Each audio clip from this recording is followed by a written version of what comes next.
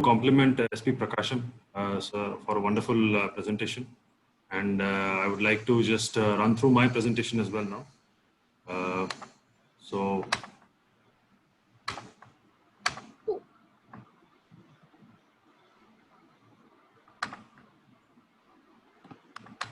yeah, so Una district is the presentation visible? You are sharing, yes. Yes, it is. Yes. Please go Yes. ahead. So Una district in Himachal Pradesh, it's a bordering district, which is which shares the border with two districts of Punjab, and also has a large industrial belt, and also has a large migrant population. So the challenges, actually, the district is also very highly dense in terms of the population density, and there are a lot of people who live in a very small area, and there are a lot of market area and these vegetable markets, and like it is in most trading districts. So basically, that's the introduction, and I would just go through the preparedness for the first COVID cases. So the first COVID cases in our districts were reported on 2nd of April. So that was actually slightly, a few days after the first COVID cases were reported in many of the important cities like Delhi, Mumbai.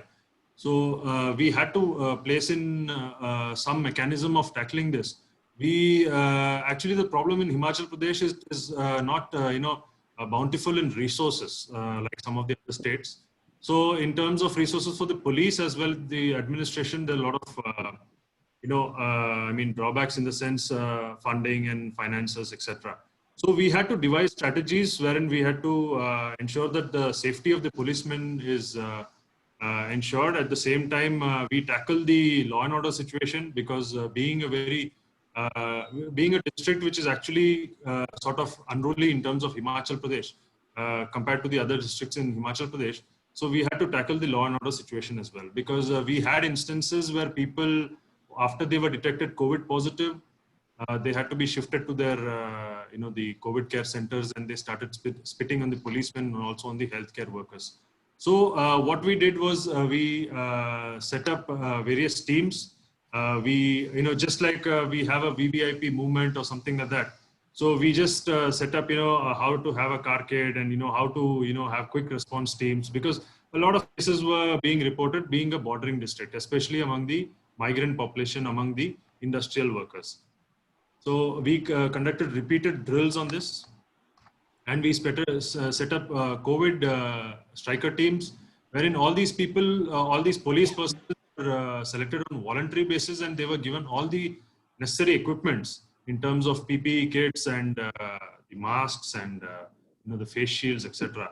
I would like to highlight that these PPE kits were all made by the raw materials available in the industrial area, and these were sourced locally, because these were not purchased, and we could not purchase them in the small time which was available. So we had to pool in the resources, and we had to carry out the tasks. So other measures which were carried out was we set up a technical team for carrying out various. Just give me a second. Yeah. We set up a technical team for carrying out processes like contact tracing, and we set up a special dedicated COVID control room and a logistics team headed by a DSP. And we also designed a detailed law and order management plan for ensuring that the lockdown was maintained. This was especially during the initial phase of lockdown. So the safety and security measures taken to mitigate the risks. So I would just like to highlight that, as SP Prakasham had already highlighted, I would say that most of the states in India had followed this strategy of ensuring that the police personnel above the age of 55 are not deployed. And at the same time, we carry out a strict duty detailing program of, just 8 hours of duty detailing, and also ensuring sanitization of the vehicles which they were using. We were also giving them a certain immunity boosters and vitamin C, vitamin B12, and ensuring other such measures. And these were just the face shields and PPE kits which were sourced locally, and we were just, we got these made. So designing a standard operating procedure, as has been mentioned, actually, we had to set up a standard operating procedure for day-to-day policing works. This included matters like how will an arrest take place, how will vehicle checking take place during the times of COVID? How will petition inquiry take place? How will, all the regular works of the police department go unhindered? So there are so many cases wherein suicides were reported because of the lockdown, and people, there were theories which are being floated saying that, people are feeling depressed and they are feeling out of place because of the lockdown. There were a lot of unnatural deaths. Inquests had to be carried out. So we designed a standard operating procedure around. You can just see the standard operating procedure which I have just shared on the screen. So, and also at the same time, we set up these hand wash stations for all the policemen in the police lines and in the police stations. These were some of the processes of sanitization of the vehicles of the police department. So we go to the preparation during the lockdown and management of the law and order. So actually, the Una district is compared to other districts, a very volatile district in terms of communal issues, and also at the same time, there are a lot of industrial labor issues. So we had to tackle the law and order situation. At the same time, we had a lot of issues because we have around 25 interstate borders. So we had to place police personnel at these borders to ensure that, people who are not allowed to enter the state actually do not enter the state. This aspect is important because there are a lot of people who are trying to return back to their native places. There were persons who were trying to return back to their homes from places like Delhi, Mumbai, and there are also tourists who are trying to come during this period. So we had to just have a check on these, and we had to ensure that all the details of all these people are collected so that, contact tracing at a later date is carried out. So we had to set up these, border management plans wherein we had to have barriers, at the same time ensure that the policemen are given adequate protection. So border management was another challenging aspect. So at the same time, talking about law and order route marches, which were very relevant at that point of time, that was carried out. At the same time, again, we come to the fact that how we had to dominate at the night also with night patrolling. And I'm just running through this because I have a lot of slides in this. This was made actually long time back. And then, of course, containment zones. As on today, we have around 84 containment zones in the district. So again, we had to, identify these containment zones, identify these small by routes, and ensure that the policemen were deployed here. So this was one of the, methods by which we did it. Again, the social distancing at markets and vegetable, vegetable mandis. This had to be done. Wherein we had to draw various circles, and we had to actually devise a completely new strategy, wherein because these markets, we occasionally see that these markets are really crowded and they have a lot of people, and the social distancing norms are violated, and we come under pressure. The police comes under pressure because people or the media or various groups, they start asking us why police has failed in their duties in maintaining social distancing. So to some extent, whatever we could do, we have done in terms of ensuring social distancing at these places. As you can see, some of the footages are there. Of course, we had to take action as per law as well against the people who are violating the norms.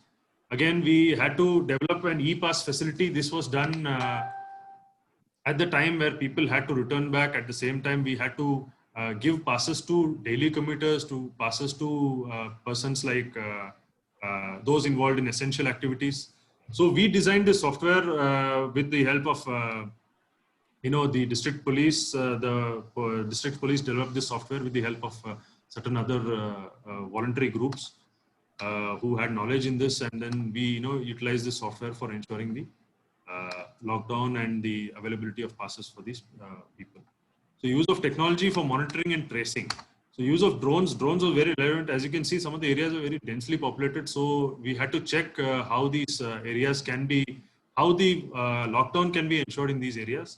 At the same time, how social distancing can be ensured. You can see some of the footages, these highly densely populated areas. So, and then we also utilized, we also prepared another software wherein people who are coming in from out of state, they could register on our portal, and at the same time, Those who did not register, they can just come into the borders and we can make the entries. And at the same time, these entries will be dedicated on a dashboard, which will be available at the district SP's office. So this was very useful because a lot of positive cases were detected. Because we collected this data, we gave it to the health department. Later on, the health department started testing these people. And when these people came out to be positive, we had to identify who they traveled with, at what time they traveled, and which barrier they traveled, and which policemen they came in contact with. So this was very important at that point of time. So this was actually, highlighted in some of the newspapers, how we utilize technology for this. Again, the Hindu, the Wire, and they carried these articles. And the policemen also found it very easy to utilize this software. And at the same time, it in a lot of laborious work of writing the data on pieces of paper, and then compiling it, and then utilize, and then opening it again to check the data. It was not feasible because we have an entry of around. At the peak, we had around 10,000 to 12,000 people coming in every day across the 25 interstate barriers. And also we had around 15,000 other vehicle movements, which involved essential goods. Because Una being a bordering state, all the items from across all the essential goods from across the country comes in through Una, and it goes to various other districts in Himachal Pradesh. Use of software for carrying out contact tracing. This was important, and we made these maps, which was done by the technical teams. And at the same time, use of this software again for identifying containment zones and geospatial mapping. And then again, we just made a small software along with the help of a local team, to identify all those people who are under home quarantine. So we used geofencing and identified if they were going out of their particular area around 250 meters out of their homes. We used to get an alert, and we utilized this for identifying people who were violating the home quarantine norms. So this was very helpful because during the peak, these were the areas which were actually being given a lot of focus on. The number of people, the migrant movements, and even the Supreme Court had a look at had a judgment wherein it spoke about how the state police or the state governments need to handle migrant laborers with a lot of care. So collecting data about them, also ensuring the home quarantine of COVID positive people, and also ensuring home quarantine of people who are coming from other states was very relevant at that point of time. So again, Mr. Karthikeyan, you have like 2 minutes left.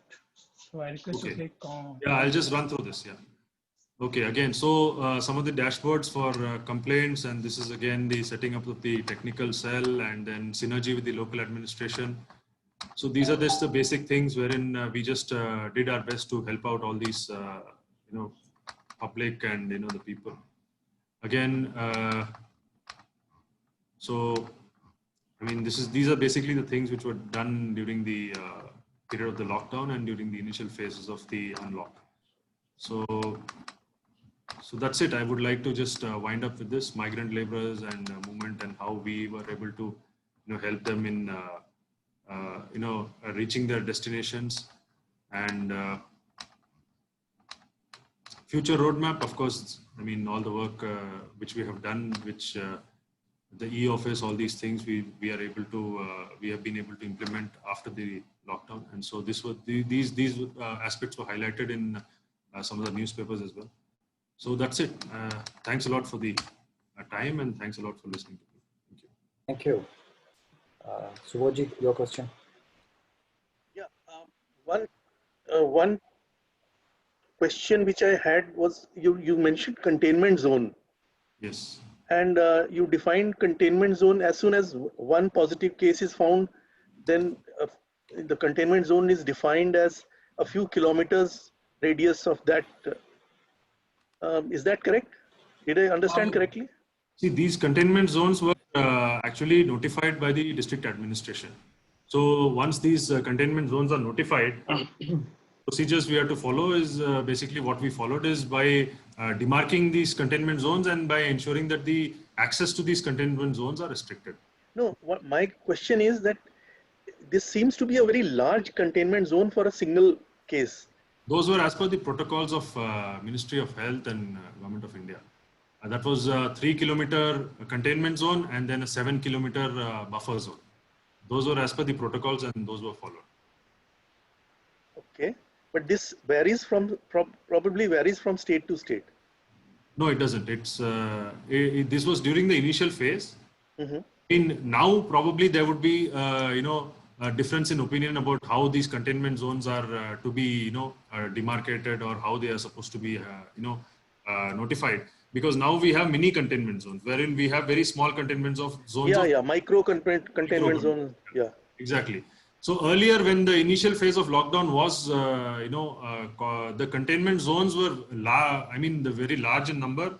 In fact, the cabinet secretariat had called for a video conference, and they specifically mentioned that these containment zones were up to about 3 kilometers in diameter, and also 7 kilometers of buffer zones. Those are actually very large containment zones, which we found very difficult to actually man at that point of time, because it's such large zones and such large areas have a lot of access routes, especially in dense areas.